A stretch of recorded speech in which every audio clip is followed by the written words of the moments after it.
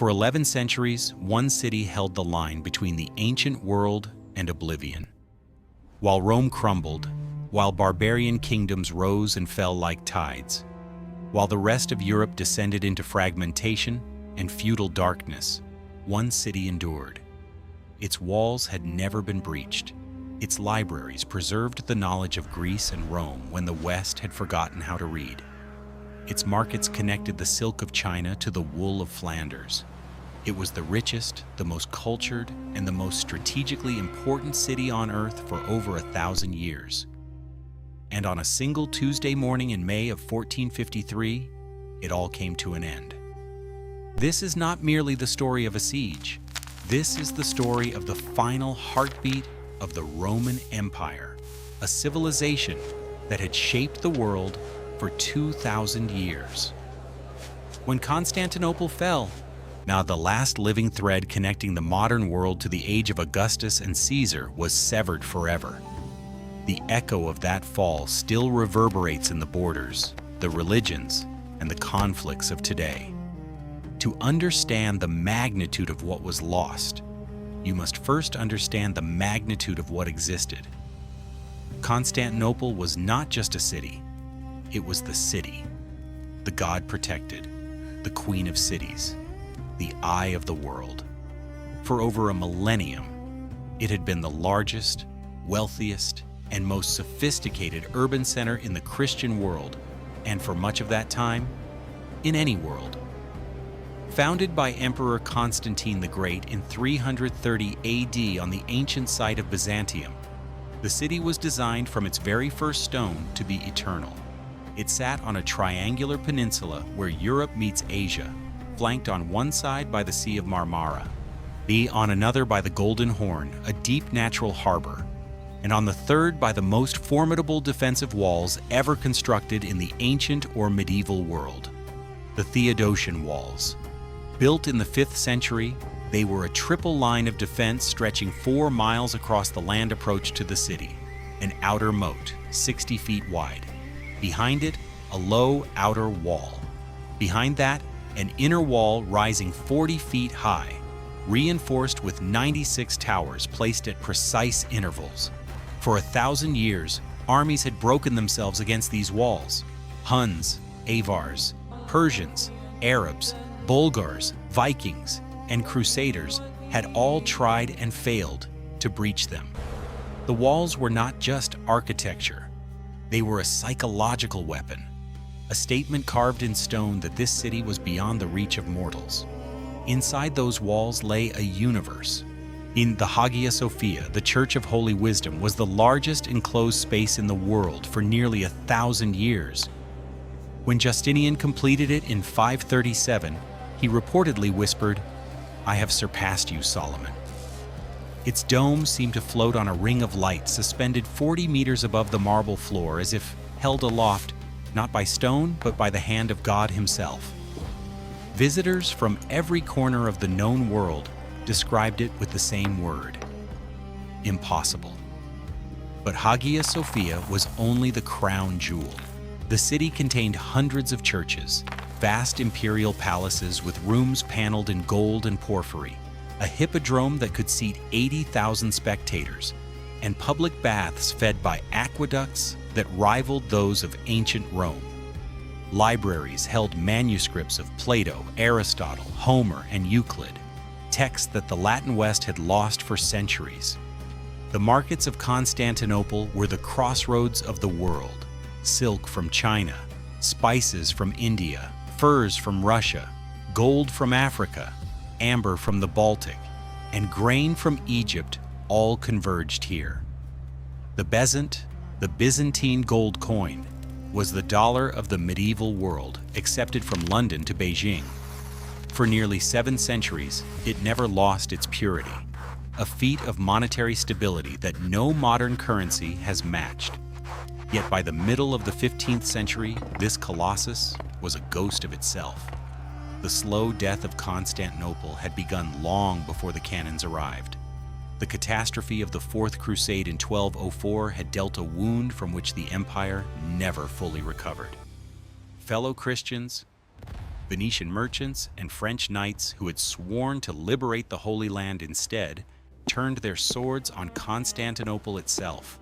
They sacked the city for 3 days, melting down bronze masterpieces for coins, stripping the gold from altars, and carrying off treasures that still sit in the museums and cathedrals of Venice today. The population, which had once exceeded 500,000, never recovered.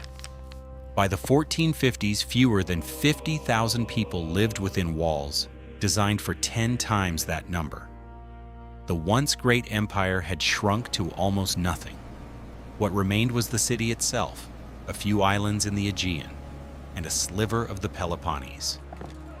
The Byzantine emperor ruled a capital surrounded on all sides by the Ottoman Turks, who controlled everything to the east, the west, and the south. Constantinople was an island of Christianity in a rising Ottoman sea, connected to the wider Christian world by a single, increasingly fragile thread of maritime trade. And into this dying world stepped a young man burning with a singular obsession. Sultan Mehmed II was only 21 years old when he ascended the Ottoman throne for the second time in 1451. He was brilliant, restless, multilingual, and consumed by a dream that had haunted Islamic rulers for 800 years, the conquest of Constantinople. The Prophet Muhammad himself was said to have declared that one day a great commander would take the city. Mehmed intended to be that commander. Unlike his cautious father Murad, who had been content to contain the Byzantines, Mehmed began planning the siege from the very first day of his reign.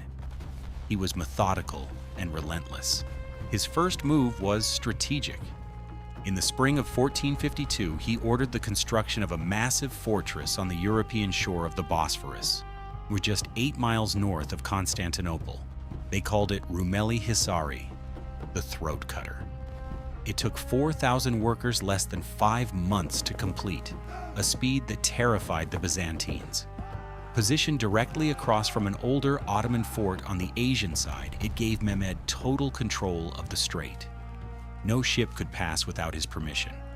Constantinople's supply line from the Black Sea was severed.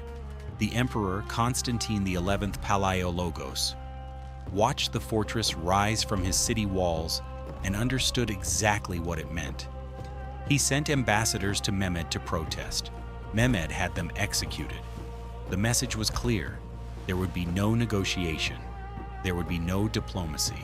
There would be only war. Constantine was the last in a line stretching back nearly 1,500 years to Augustus. He was intelligent, courageous, and deeply aware of the historical weight on his shoulders. He knew help from the West was unlikely. For decades, the papacy had demanded that the Orthodox Church submit to Rome as the price of military assistance. A formal union had been proclaimed in 1439 at the Council of Florence, but the people of Constantinople despised it. The phrase of the Grand Duke Lucas Notaras captured the city's mood. Better the Sultan's turban than the Cardinal's hat. Constantine sent desperate pleas to every Christian court in Europe. The responses were a symphony of excuses. Venice deliberated endlessly. Genoa offered limited private assistance, but no state commitment. Hungary was exhausted from its own Ottoman wars. The Pope sent a cardinal and 200 archers. For the capital of Eastern Christendom, facing the largest army in the world, Europe sent 200 archers. In early April of 1453, Mehmed arrived before the walls with an army that contemporaries estimated at 80,000 to 100,000 men. It was the largest Ottoman force ever assembled. Against this tide, Constantine had fewer than 7,000 defenders, including a contingent of roughly 700 Genoese volunteers led by Giovanni Giustiniani, a professional soldier renowned across Europe for his expertise in defending fortified cities. But Mehmed had brought something the walls of Constantinople had never faced. Something that would change the nature of warfare forever. His secret weapon was a cannon. Not just any cannon, the largest cannon the world had ever seen. It was called the Basilica, forged by a Hungarian engineer named Orban. The barrel was 27 feet long. It fired stone balls weighing over half a ton. It required 60 oxen and 200 men to transport, and took 3 hours to reload after each shot. When it fired for the first time outside the walls of Constantinople, the shock was felt miles away. Women in the city fainted at the sound. It was the sound of the medieval world ending. Mehmed positioned his cannons opposite the most vulnerable section of the Theodosian Walls, the Mesotachion, the central stretch where the land dipped into a small valley. Day after day, the bombardment continued. The great walls that had stood for 1,000 years began to crack, then crumble, then collapse into rubble. But the defenders fought with a ferocity born of desperation. Each night after the bombardment ceased, the people of Constantinople, men, women, monks, and children, would rush to the breaches with barrels of earth, timber, and anything they could find to rebuild the wall before dawn. Giustiniani organized the defense with extraordinary skill, shifting his small force to meet each threat, sealing breaches under fire, leading counterattacks that drove back Ottoman assault troops again and again. On the sea, the Byzantines achieved one of the most remarkable naval victories of the age. On April 20th, 4 ships, 3 Genoese transports, and 1 Byzantine vessel fought their way through an entire Ottoman fleet in the Sea of Marmara to deliver supplies to the city. Mehmed was so enraged by this humiliation that he had his admiral dragged before him and beaten with a golden rod. But the Sultan was not merely a brute. He was an innovator. When his fleet was blocked from the Golden Horn by a massive chain stretched across its entrance, a chain that had protected the harbor for centuries, Mehmed did something that no one believed was possible. He ordered his engineers to build a road of greased logs over the hill behind the Genoese colony of Galata. In a single night, 70 Ottoman ships were dragged overland and launched into the Golden Horn. The defenders woke to find an enemy fleet behind them, in the waters they had believed were safe. The psychological blow was devastating. The siege ground on through April and into May. The defenders were exhausted. Their numbers dwindled with every skirmish, and there were no reinforcements coming. The Ottomans probed for weakness with wave after wave of attacks, testing different sections of the wall, wearing down the garrison. Mehmed offered Constantine terms: surrender the city and live as a governor under Ottoman rule. Constantine refused. His reply has echoed through the centuries: giving you the city is not my decision or anyone else's. We have all decided to die of our own free will, and we shall not spare our lives.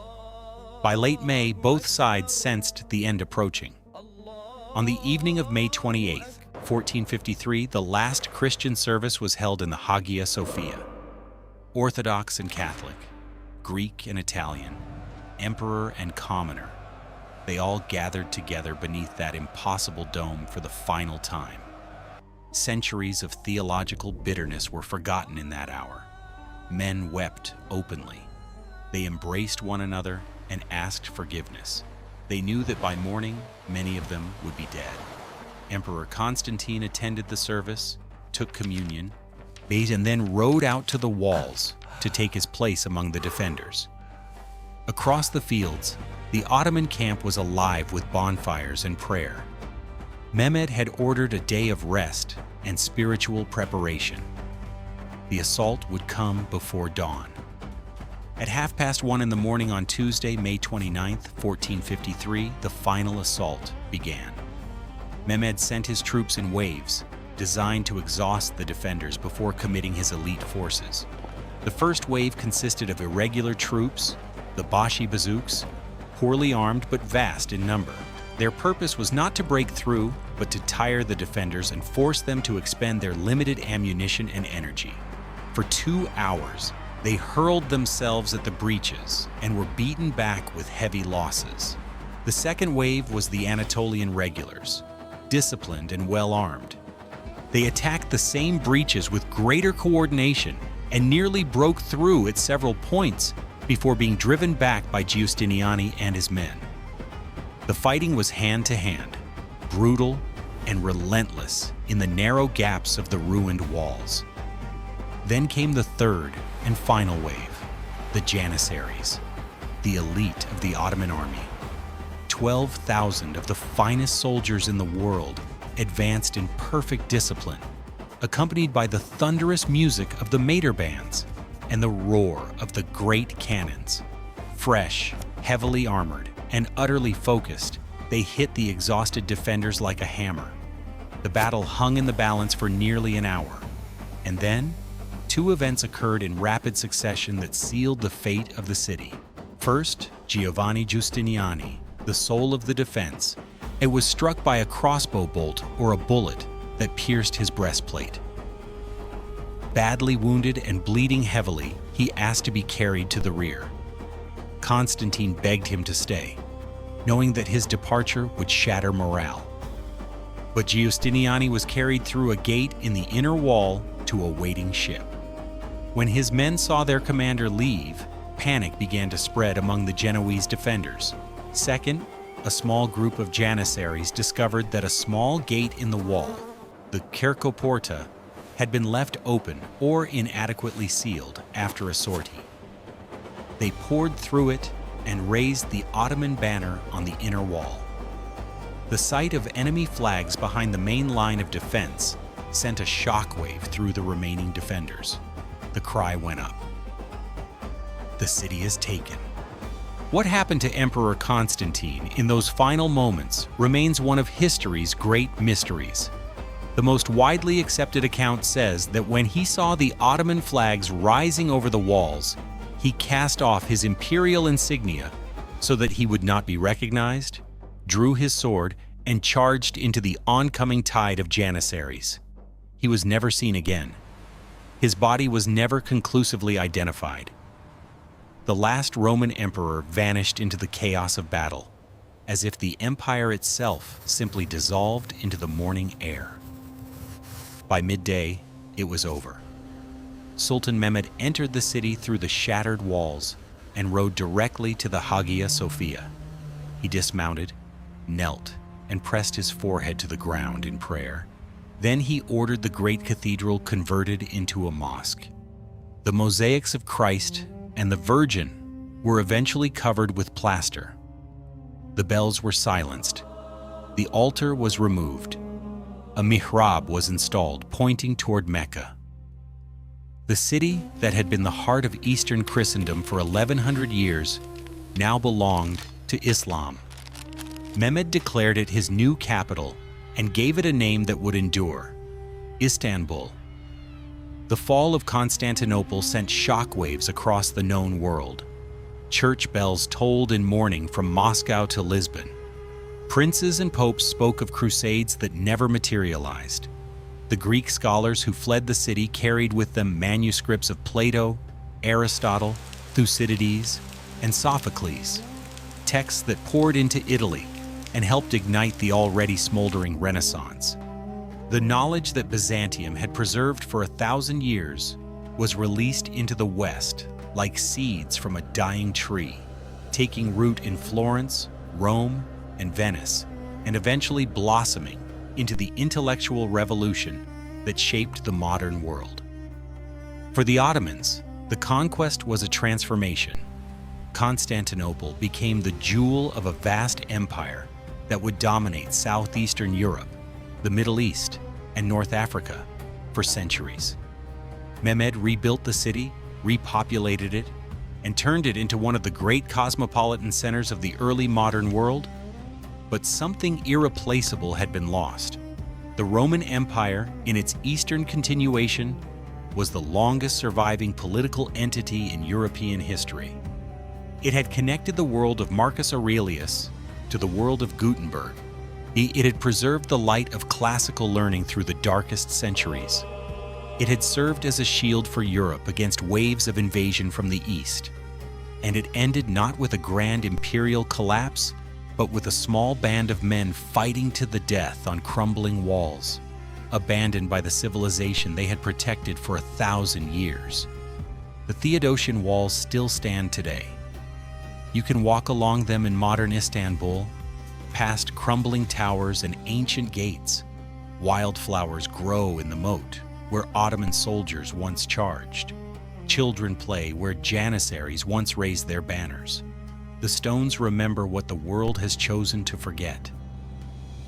Constantinople reminds us that no civilization, however ancient, however mighty, however certain of its own permanence, is beyond the reach of time. Empires do not die in a single day. They erode slowly over generations through complacency, division, and the fatal belief that the walls will always hold. And then, one morning, the walls fall, and the world that existed behind them is gone forever. Thanks for watching. I'm Arthur Vale, and together we keep history reborn. I'll see you in the next era.